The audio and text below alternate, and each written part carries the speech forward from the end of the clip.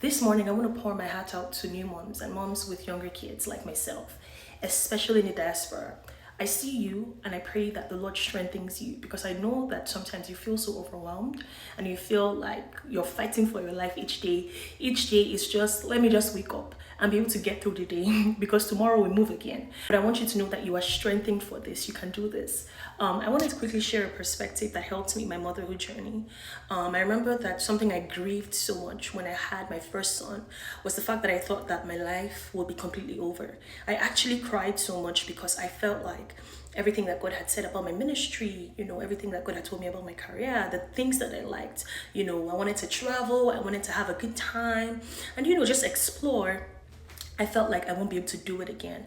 And that was such a big lie because right now I've learned that in motherhood, yes, you take on a role that's time consuming, but you can also find time to still do the things you love, even though you don't do it to the same extent. So I'll give an example, right? Say you want to go to university, you want to get a master's degree, and you have a new kid. Maybe you can't do that because you cannot be physically present, and that's going to take away time from your child or your baby, and you don't have the time. Well, you can get an online course, right? Or you can do something part-time.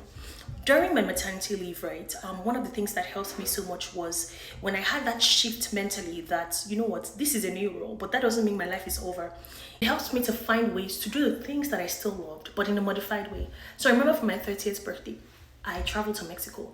And typically, you shouldn't travel with kids, but guess who traveled with kids? I did.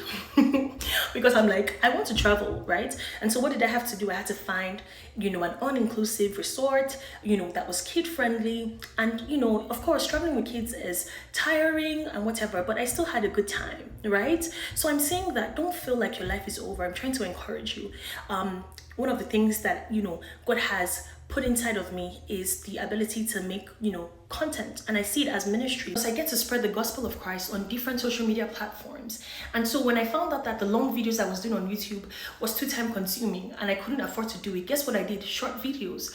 So all in all, I'm saying that you can find a way to still live a meaningful and successful life, even as a young mom. It might not look like the next person's, right? But you can still push yourself to chase your dreams, to chase your career, the ministry that God has placed in your hands.